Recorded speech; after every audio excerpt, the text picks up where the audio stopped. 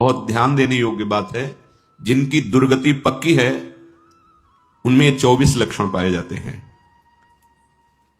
इनकी व्याख्या भी होगी, पहले सुन लीजिए। सबसे पहला काम भोग, और दूसरा लोभ, धन का लोभ,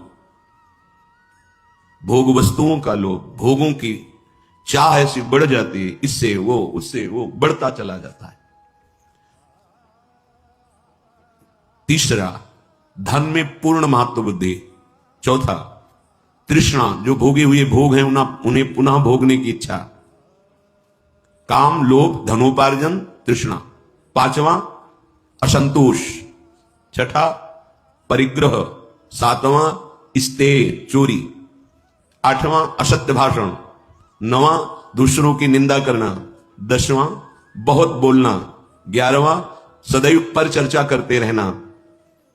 12वां क्रोध। 13वां हिंसा। 14 निर्दयता। 15 चिंता।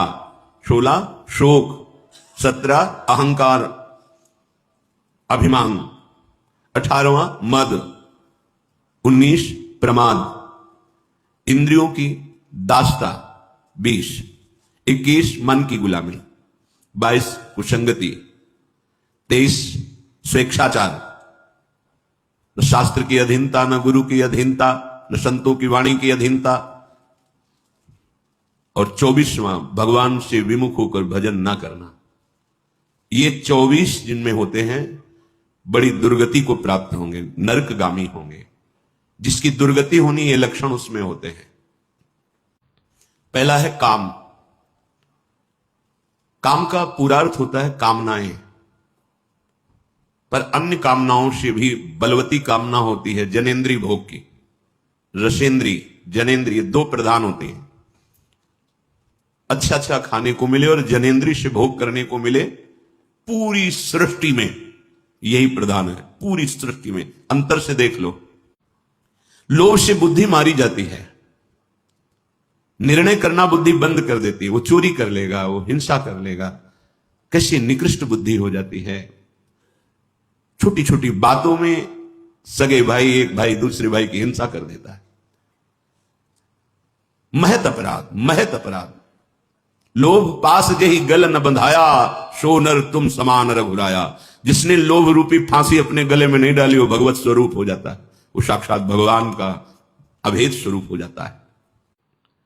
असंतोष, ये सदा अभाव का अनुभव कराता हुआ हृदय जलाता रहता है। कभी असंतोषी सुखी नहीं हो सकता, क्योंकि कामनाओं की बाढ़ है तो असंतोष बढ़ता चला जाता है। और जहां संतोष होता है वहां कामनाएं नष्ट हो जाती है। बिन संतोष न काम न साही, वो अछत काम सुख सपने उनाही। संतोष के द्वारा ही कामनाओं का नाश होता है।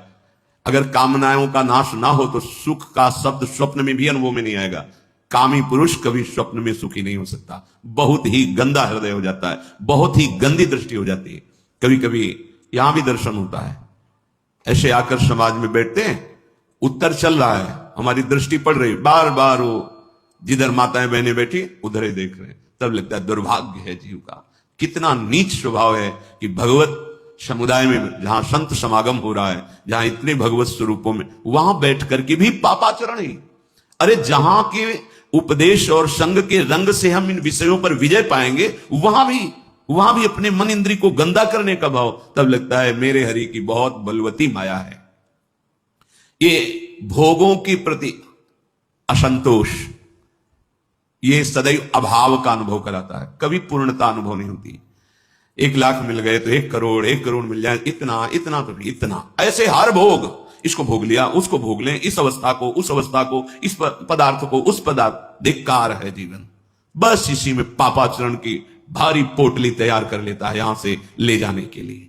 असंतोष कभी सुख का अनुभव नहीं करने देता, कभी शांति, कभी विश्राम नहीं। परिग्रह, नई नई वस्तुओं का संग्रह करने का स्वभाव। बटोर बटोर कर भोग सामग्री खूब इकट्ठा करूं और खूब भोगूं। परिग्रह, ये जिसके हृदय में चैन नहीं लेने देता। ये चोरी भी करवाता है, बड़े अपराध करवाने लगता है। ये सब नाश करने वाले हैं। जो 24 दोष हैं। परिग्रह, किसी की भी वस्तु चुरा करके अपने प्रयोग, या कैसे भी ढेर सारी सामग्री भोग की इकट्ठा करके और हम उसको भोगेंगे, ऐसा। ये वृत्ति सदा नई नई वस्तुएं पदार्थ बटोरने की चिंता में ग्रस्त रखती है। इससे दूसरों का स्वत्व धन पदार्थ अपहरण करना, चोरी, इससे चोरी। 8वां, असत्य भाषण।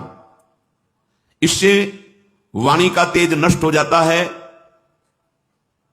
बिल्कुल व्यर्थ की वाणी, बकवास नहीं, वाणी बड़ी मधुर और सत्य होने लगती है अगर आप झूठ ना बोल। क्यों झूठ बोलो, क्या जरूरत है, क्यों डरते हो?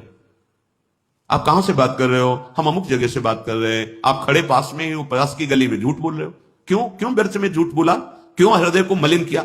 हम यही हैं पर आपसे बात नहीं करेंगे, नहीं मिलेंगे आपसे, क्या है? पर वो ऐसे बोलने की हिम्मत हरि भरोसे वाले को होती है। वो तो विषयों के भरोसे है, झूठ पे झूठ, झूठे लेना, झूठे देना, झूठे भोजन, झूठ चबेना।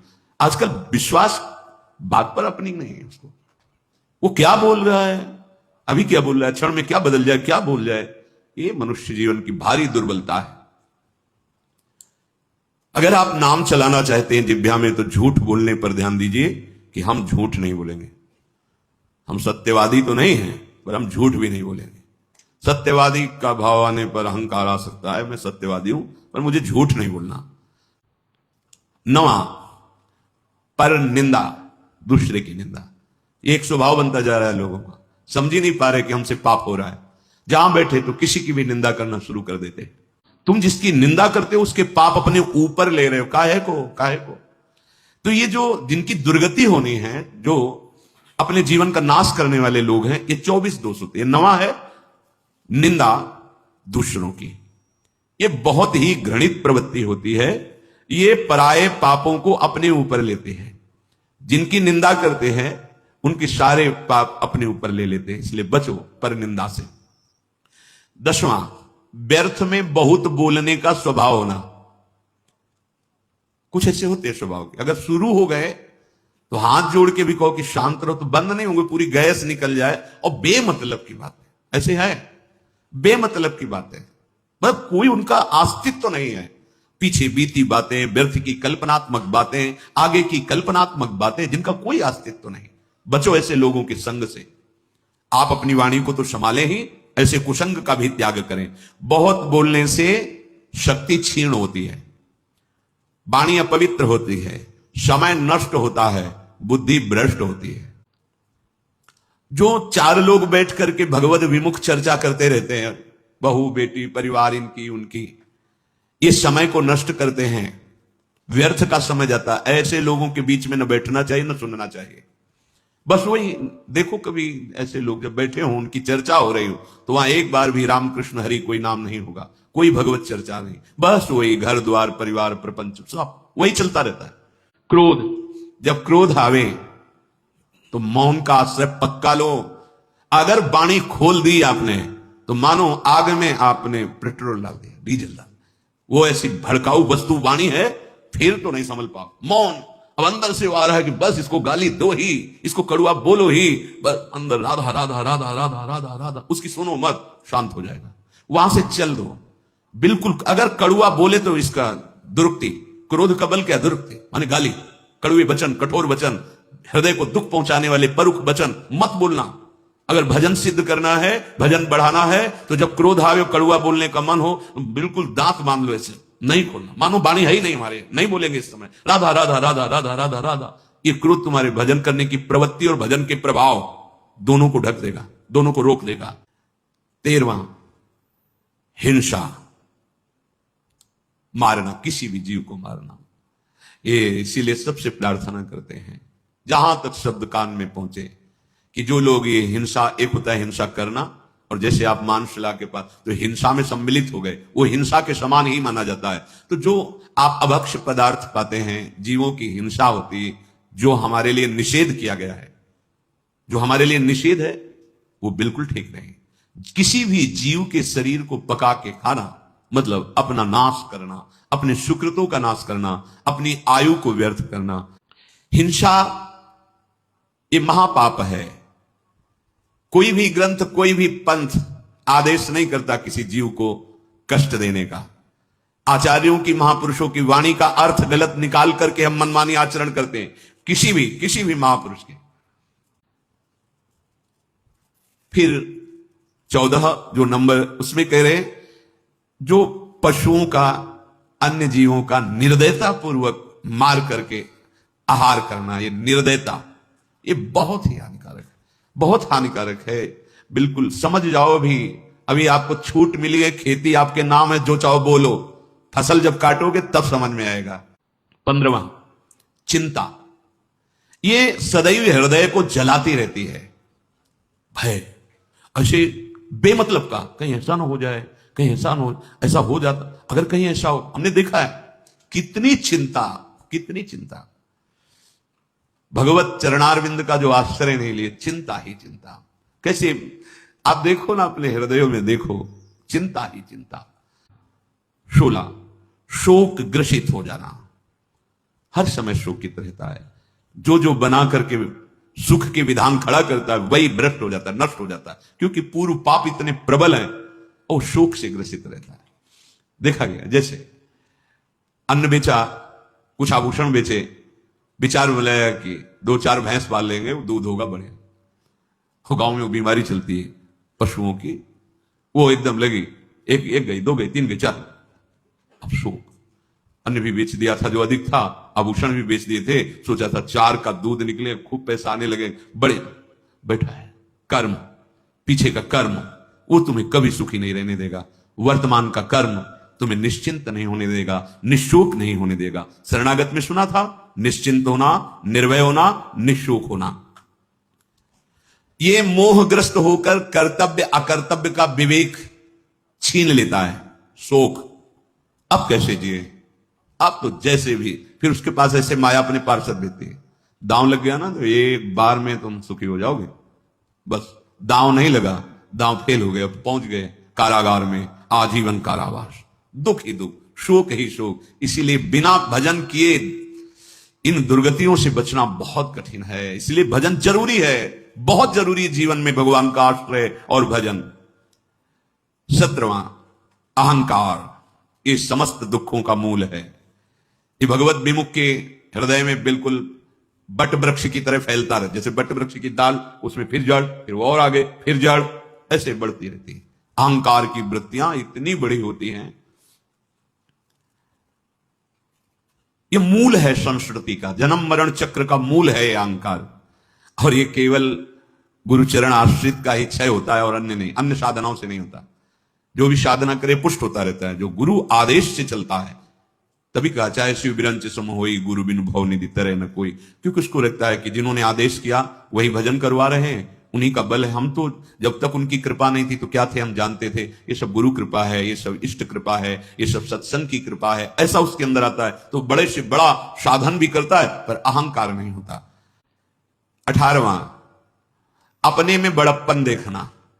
ऐसा अभिमान बना रहता है कि मैं बहुत बड़ा हूं, मैं श्रेष्ठ हूं, मैं, ये अंदर से बना रहता है। इस शरीर का दुलार करना छोड़ो, इसकी गति पर ध्यान दो, क्या होगी इसकी गति।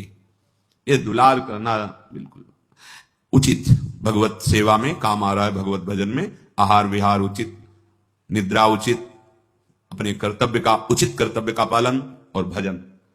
इसकी सुख सुविधाओं में मत फंसो, ये शरीर कोई सुखी, ये दुख का घर है, दुख की जड़ है। भजन कर लो, इस जड़ को काट दो। नहीं, इसको जितना राग करोगे वो अगली तैयारी कर रहा है तुम्हारे, फिर किसी ऐसे शरीर में जहां तुम दुलार ही नहीं कर पाओगे। अब मान लो ऐसे पशु हैं जंगलों, अब कांटा लग गया, अब कैसे निकाले, ऐसी जगह लगा है, उनके हाथ तो है नहीं कि निकाल सके। भीषण सर्दी है, बर्फ गिर रही है, जल है, धूप है, या कहीं पानी नहीं, हर कष्ट वो सहते हैं। अभी तो तुम सब कुछ, तो भजन कर लो। 19वां, मद।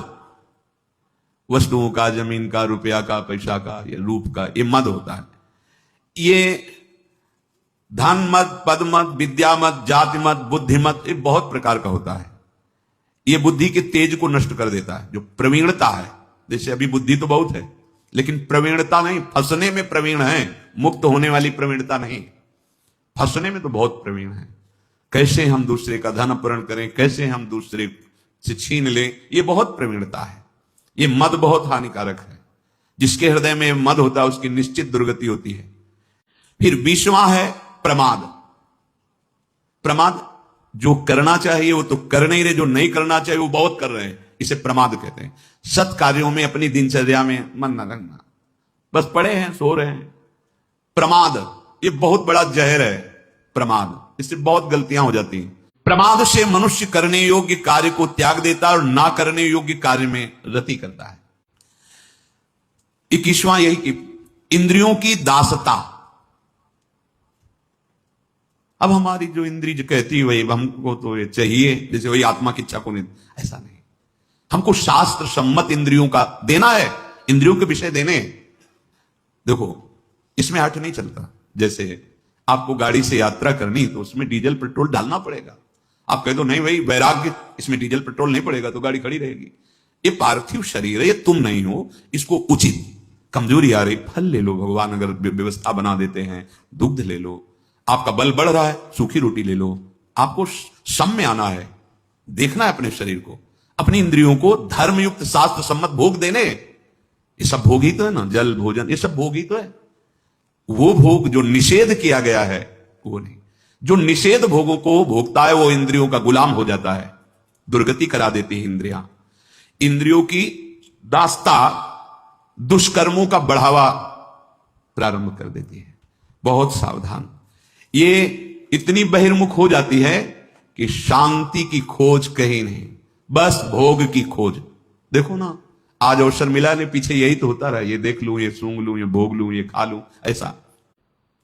और 22वां मन की गुलामी।